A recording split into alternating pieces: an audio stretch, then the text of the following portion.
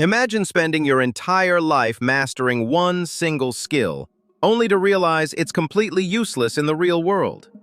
That's the tragic and hilarious story of Ironhead, a 60-year-old man whose skull is literally harder than steel. When Ironhead was a child, he and his siblings were put through brutal kung fu training by their master. From a very young age, Ironhead could smash bricks with his forehead without feeling any pain. His brother Ironcrotch, yes, that's actually his nickname, trained his body by repeatedly hitting himself with iron rods until even his most sensitive parts became rock solid. Their sister Roar possessed an even crazier ability. Her scream was so powerful it could make people's eardrums burst. She trained her voice every single day by shattering glass bottles with her screams. As kids, people admired them for their strange talents, but as they grew older, the world stopped caring. Their skills became nothing more than useless circus tricks. The three siblings spent most of their lives unemployed, barely surviving. Now, Ironhead is drowning in debt. His skull may survive iron bars and glass bottles, but it can't survive loan payments.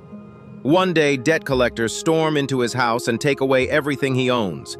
Their leader mocks him by holding up his old martial arts certificates, laughing at the fact that he wasted his entire life perfecting something meaningless. That moment completely breaks Ironhead. At 60 years old, he decides it's finally time to change his life. While wandering the streets looking for work, he notices a group of small-time gangsters dividing stacks of cash among themselves. Shocked by how much money they're making, Ironhead secretly follows them back to their hideout, hoping to join the gang. At first, the gang members are ready to throw the old man out, but their leader, Sai, decides to hear him out. The second they learn this old guy wants to become a debt collector, everyone bursts into laughter. Ironhead begs for one chance to prove himself, but they kick him out anyway. That night, his daughter visits him, but Ironhead is too prideful to accept money from his own child. Later, he spots the gang again and intentionally jumps in front of their car. Afraid of getting into trouble with the police, they drag him back to their hideout. This time, Sai finally agrees to test him. To join the gang, Ironhead must collect money from a stubborn businessman who refuses to pay his debt. Ironhead tracks the man down to a restaurant where he's eating with clients. At first, Ironhead politely asks him to pay. The businessman completely ignores him. Then Ironhead spits into the man's food. Enraged, the businessman smashes a glass bottle over Ironhead's head. But instead of backing down, Ironhead grabs more bottles and smashes 10 more over his own skull. Everyone in the restaurant is horrified. The businessman becomes so embarrassed that he immediately hands over his credit card just to make the old man leave. Sai is stunned. Ironhead successfully completes the job and earns a huge commission. But not everyone is happy. Sai's right-hand man, Ryder, becomes jealous of Ironhead's growing reputation and starts trying to turn Sai against him. Still, nothing works. Within a single month, Ironhead earns more money than he ever has in his entire life. His house quickly fills with expensive new items, but he hides the truth from his siblings and master because he knows they would never approve of him becoming a gangster. One day, Ironhead is sent to collect money from a poor man named Bawang. Terrified, Bawang gives him everything he has, only 30,000 yuan.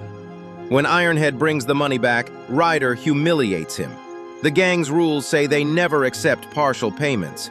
Bawang owes 300,000 yuan. Ironhead promises to recover the rest within 3 days, or pay it himself. That same night, Ryder secretly attacks Bawang and destroys his loan papers, making things even worse. Meanwhile, a man unexpectedly arrives at Ironhead's house to repay an old loan. Ironhead is overjoyed. But before he can take the money, his daughter arrives with her husband, who happens to be a police officer. Not wanting them to discover his criminal life, Ironhead panics and loses the money. Things spiral even further when his son-in-law investigates a robbery connected to Bawang. It turns out Bawang stole money to pay for his mother's medical treatment and repay his debt. The police eventually forgive him and even help his struggling family financially. Ironhead begins realizing how cruel his own actions truly are. Later, when he tries collecting money from Bawang again, The desperate man starts smashing bottles over his own head, copying Ironhead's technique. For the first time, Ironhead feels ashamed of himself. He wipes the blood from Bawang's forehead and silently walks away. But Sai and Ryder have been secretly watching everything. Now even Sai starts doubting Ironhead's loyalty. That evening, Ironhead's master and siblings discover the truth about his sudden wealth. They are horrified. The gang he works for preys on poor people by trapping them in high-interest loans. Ironhead feels utterly disgusted with himself. He places all the money he earned on the table and swears he'll never do such work again. But after realizing just how profitable the business is, his entire family joins him instead. After spending a lifetime building bodies of iron, they now want iron bank accounts too. Together, they become unstoppable debt collectors. Ironcrotch threatens people by smashing his own body with hammers. Roar screams outside people's homes for hours until they finally give up and pay. In just 1 hour, they collect thousands of yuan. Soon, they're living luxurious lives filled with money, parties, and power. Ironhead even starts training new gang members. But everything changes when the gang's real boss arrives. His new plan is far more evil. He wants to target college students with predatory loans, exploiting innocent young people. Ironhead hates the idea, but he's too afraid to speak out. The next day, they go after a female college student who can't repay her debt. The gang offers her a horrifying deal. Spend 1 night with them, and her debt disappears. One gang member named Ling tries to protest, but he's immediately threatened into silence. Meanwhile, Ironhead goes on vacation with his family. During the trip, he unexpectedly runs into Bawang's homeless mother and young daughter. They've lost everything. The child blames Ironhead for destroying their lives. Then, in a moment of anger, Ironhead's grandson throws a glass bottle toward the girl. To protect her, Ironhead blocks it with his own head. For the first time in his life, his skull bleeds. And in that moment, he finally understands how monstrous he has become. Ironhead decides to leave the gang forever, but the boss isn't done with him yet.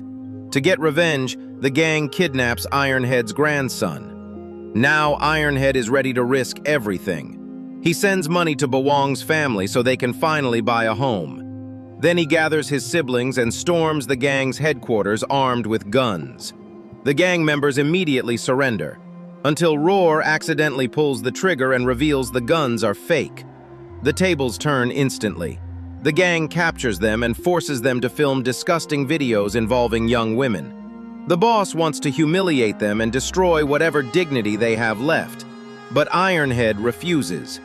Even with a gun pointed directly at his head, he refuses. Right before the gangster pulls the trigger, the police raid the hideout.